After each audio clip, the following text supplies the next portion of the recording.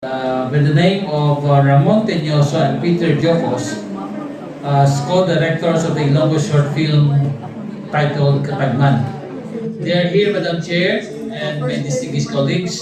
So it's just proper, and I requested them to be here so that they will personally receive the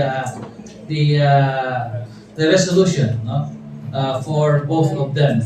So, Madam Chair, maybe request that they be allowed to be in front, and all of us will give this resolution. Resolution number 2023-114. Resolution commending Ramon Teñoso and Peter Deocos, co-directors of the Ilonggo short film Katagman, which garnered various awards from the different international film festivals. So, may we request, Madam Chair, for both of them? Yes, of course. We will request Ramon Teñoso and Peter Deocos to come forward. Congratulations from all of us, and also this is very timely film, no?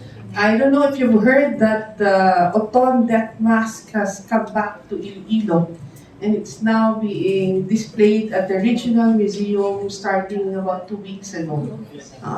Yes, so for those interested, gusto mo tanaw sa Golden Death Mask Autumn, where Katagman is, the story of Katagman is based on that.